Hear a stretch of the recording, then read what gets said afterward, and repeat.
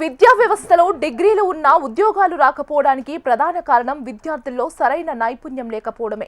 చదివిన చదువుకు చేసే పనికి పొంతన ఉండటం లేదు. ఈ అంతరాన్ని తగ్గించేందుకు తెలంగాణ ఇంటర్మీడియట్ బోర్డు ఒక సాహసోపేతమైన నిర్ణయం తీసుకుంది. వచ్చే విద్యా సంవత్సరం అంటే 2026 నుంచి 2027 నుంచి ఇంటర్మీడియట్ విద్యా విధానంలో సమూల మార్పులు చేసేందుకు అధికారులు సిద్ధమయ్యారు. కేవలం పుస్తక జ్ఞానానికే పరిమితం కాకుండా మార్కెట్ అవసరాలకు అనుగుణంగా విద్యార్థులను తీర్చిదిద్దడమే ఈ మార్పుల ముఖ్య ఉద్దేశం.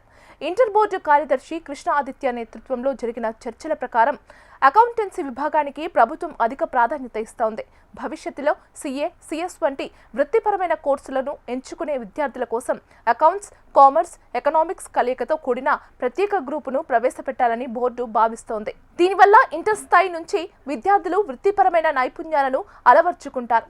సైన్స్ విద్యార్థులపై ఉన్న భారాన్ని తగ్గించేందుకు ఎంపీసీ, బైపీసీ విభాగాల్లోని ఫిజిక్స్, కెమిస్ట్రీ, మ్యాథ్స్ సబ్జెక్టులలో దాదాపు 20% సిలబస్ను తొలగించేందుకు కసరత్తు జరుగుతోంది. కేవలం జాతీయ స్థాయి పోటీ పరీక్షలకు అవసరమైన ముఖ్యాంశాలకే ప్రాధాన్యత ఇస్తూ అనవసరమైన లేదా పునరావృతమయ్యే పాఠాలను తీసివేస్తున్నారు. పోటీ పరీక్షల నేపథ్యంలో ముఖ్యమైన అంశాలకు మాత్రమే ప్రాధాన్యతను ఇచ్చి inter first, second year maths పేపర్లో కొన్ని పాఠ్యాంశాలను మార్చే అవకాశాలు ఉన్నాయి.